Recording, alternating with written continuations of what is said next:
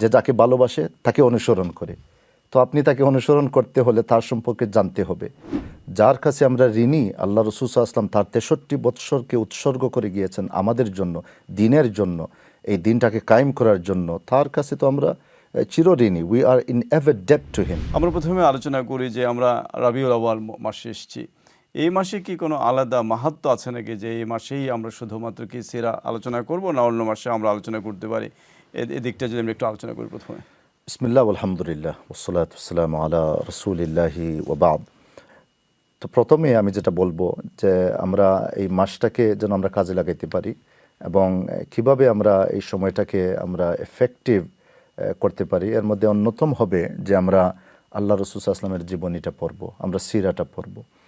এবং এই সিরা পড়াটা শুধু রবিউল আউয়াল মাসে আমরা সীমাবদ্ধ করে দেব না, বরং যখনই আমি সময় পাবো, আমি যাকে ভালোবাসি, যাকে ফলো করি, যাকে ফলো করলে আমি আখিরাতে সাফল্যতা অর্জন করতে পারবো, যার সুপারিশের আশায় আমি আছি, বসে আছি, ওয়েট করতেছি, অফকোর্স তার সম্পর্কে তো জানতে হবে। এর জন্য ইমাম শাফি তিনি বলেছেন, লাউ কানা হুব্বুকা সাদিকান লা আতা'তাহু, যদি আপনি যাকে ভালোবাসেন, আপনার এই ভালোবাসাটা যদি সত্য হয়, ফা ইন্নাল মুহিব্বা মান ইউহিব্বু মুতিউ, যে যাকে ভালোবাসে তাকে অনুসরণ করে। তো আপনি তাকে অনুসরণ করতে হলে তার সম্পর্কে জানতে হবে। অতএব আসুন আমরা এই মাসে, আপনি অতীতে সুযোগ পান নাই, একটা কমিটমেন্ট নেন আপনি যে এই মাসে আপনি ইনশাআল্লাহ আল্লাহর হাবিব সাল্লাল্লাহু আলাইহি সাল্লামের এই সুন্দর জীবনীটা, যে জীবনের মধ্যে আমাদের রয়েছে এক্সাম্পলস, লেসন, যেটা দিয়ে আমার জীবনটাকে আমি ট্রান্সফর্ম করতে পারি, ইনশাআল্লাহ আমি এই কমিটমেন্টটা নেই বিইذনিল্লাহি তাআলা।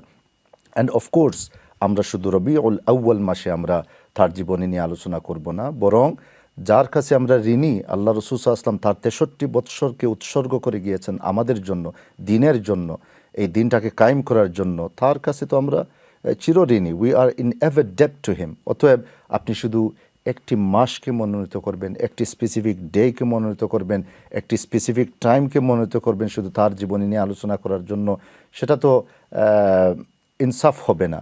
আল্লাহ রাসূল সাল্লাল্লাহু আলাইহি ওয়াসাল্লামের জীবনী নিয়ে আপনি সবসময় চর্চা করবেন, কারণ তার জীবনীর, অর্থাৎ তার জীবনের প্রত্যেকটা দিক রয়েছে আমাদের জন্য লেসন বিইذনিল্লাহি তাআলা। অতএব আমাদের আজকের এই প্রোগ্রাম থেকে আমাদের রিকোয়েস্ট থাকবে যে আসুন আর রাহিক আল মাখতুম, যে কিতাবটা শেখ আপনি নিয়ে এসেছেন, এই কিতাবটা বাংলাতে পাওয়া যায়। আসুন আমরা এই যাত্রাটা শুরু করি, এবং এই যাত্রার মধ্য দিয়ে আপনি দেখবেন আপনার ইবাদা, আপনার আকীদা, আপনার মুআমালা, আপনার মুআশারা, আপনার আখলাক, এই সবগুলোর মধ্যে পরিবর্তন আসবে যখনই আপনি তার জীবনী থেকে আপনি লেসন নেবেন ইনশাআল্লাহ।